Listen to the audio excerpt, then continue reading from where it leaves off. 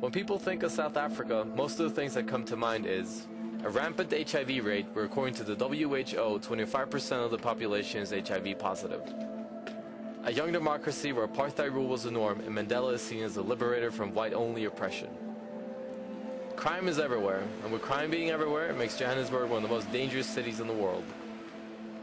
We also remember South Africa as a host for the 2010 World Cup that brought a nation together. I decided to raise money through streaming gameplay on Twitch TV through donations and bring them to the Fountain of Love Children's Home in Johannesburg. This is my story. Hey, how's it going, Rosy? I'm fine, and you? Hey. This is our orphanage. Yeah. I'm staying with 35 kids in this house. This is a family house. I think my brother is staying here, my sister is staying. So Come inside. everyone's This is my bedroom. I'm sleeping with 14 of them. 14 kids Yes. in here? Yes. With on mattresses? We put all the mattresses down here and there, all there.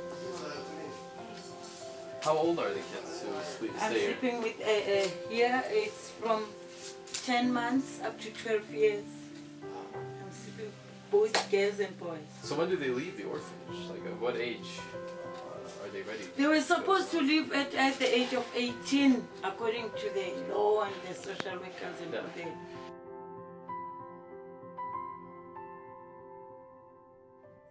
They're all dressed according to the age group. Yeah, alright. Yeah. All the...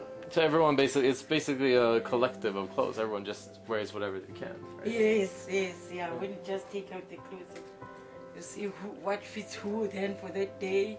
So people bring these clothes to you guys? Yes.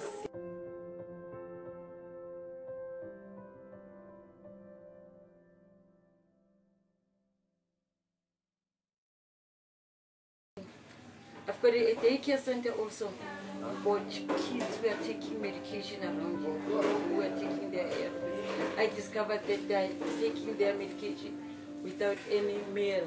Right. Now they bring them to me from 5:30 in the morning. For the ones who take medication at 6, then I cook a soft porridge for them. Then I pop, feed them, right? Yeah, pop, Pop, yes. right. Then I feed them, then I give them the medication. They leave some, they leave it 6:30, 7 o'clock to the afternoon. South Africa has the highest number of people infected with HIV, an indirect result of government inefficiency. HIV/AIDS is more prevalent amongst the black people in the country, mainly because of lack of education about the disease, especially in the rural areas. The lack of education for the black majority was one of the major challenges that the government had to address. The consequences of this are still being dealt with in modern-day South Africa, where unemployment is around 25%.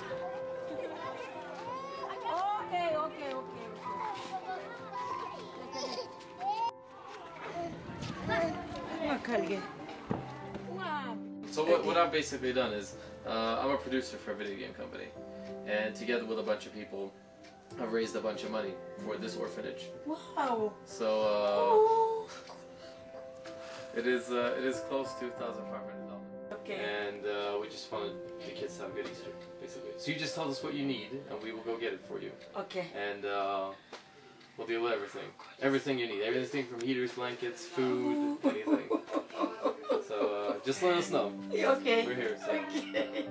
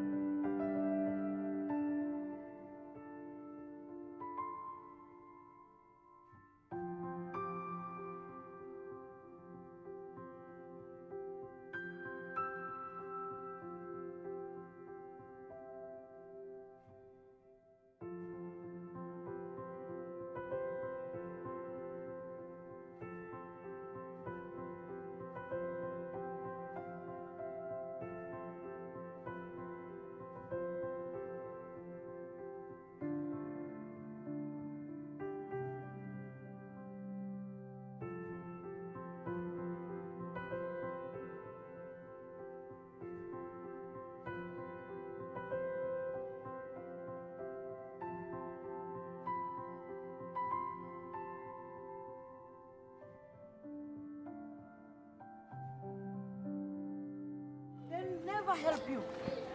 Before they help you, you must spend a lot of money. So we're here at Rosy's crash, and she just explained to us that she's being hit by building violations.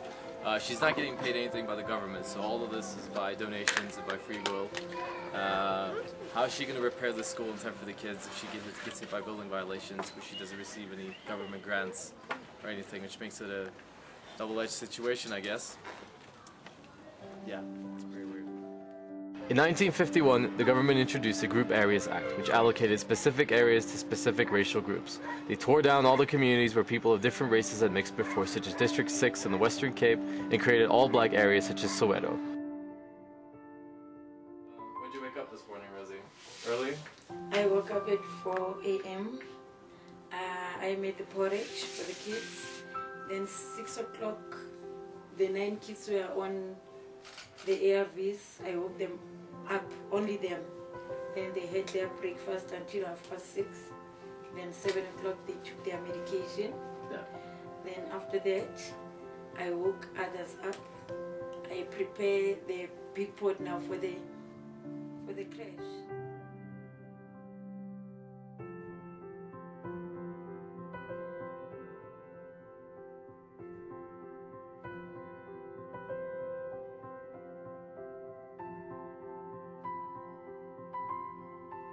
So it sounds like you're working all the time. When I was here yesterday, you never rest. I never rest yesterday, and then today again I went through the wardrobes to take up the clothes for them to go to church on Friday, Saturday and Sunday. Yeah. Then I put them aside. They are all in the box here. Then in the morning I just put them. I'm making life easy for me. Yeah, of course. Yeah. Yes. So you're the only person running this orphanage? I'm the only person who's doing this. I can't even have the volunteers. I had volunteers, then they left me because I couldn't pay them. Yeah. Yeah, and then 3 of them, they took me to the Department of Labor. Because I couldn't. But when they arrived here, the agreement was that there was no money. Yeah, I mean volunteer service. But at the end of the day, they took me to Department of Labor, and then the lady came. Then he said I must commit myself how much I'm going to pay them. Then I said I can afford 50 rand per month. So being the only person basically running this orphanage, with about 38 kids. 36 kids. Yes. And with kids just being dropped off at your doorstep, how do you hold everything together? Like donations, like how do you run everything? Do you get money from banks somewhere? Is it your own investment? How do you keep everything running? Every day I must go out and spend for food or anything. Yeah. Then there are churches who sometimes come and bring clothes and all that. And most of the people now, they know that I'm doing this. They bring their clothes and some they bring food. How many kids in the orphanage right now know about their real parents? How many today? Nearly all of them. They know their story. Yeah. Yeah. Okay. Yeah. Even the kid who was dropped off at the doorstep. He knows very well. 9, their own ARVs. Yeah. Like yesterday morning, I was in the hospital. I had to go and fetch another treatment for one child, Katleo. Yeah. Yes. I'm collecting from the hospital. It's free. But the problem with that, when I went there, because I'm the only person who went for counseling about them, who did everything, I can't send anybody. They need me. Even if their CD4 count it doesn't balance, I must tell them what went wrong, or I must explain everything. Then it takes me again to go and sit down. You lost any children from the orphanage due to disease or due to anything else? Yeah, I've lost 3 kids because they were HIV positive. I was told they will grow up to 12 years. Yeah, then I lost 3. It was very difficult.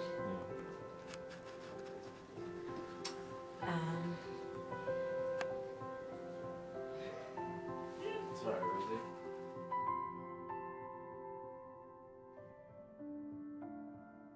Sorry. The place we were at yesterday. So did they want to go to university after that? Yeah, that's the policy here. And how I'm controlling them. When you're doing grade 12, Yeah. we are no longer working in the house. We focus on the books from grade 12. Yeah. The other ones, they'll attend you. You need a glass of water to just, you know. Yeah. Now everybody's fighting to get to grade 12. Yeah. So it sounds like education.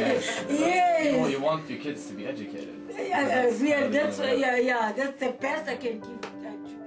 I thank God that in the whole world you decided to choose us to come and help us. And thank you very much to all people who donated money that made $1,500.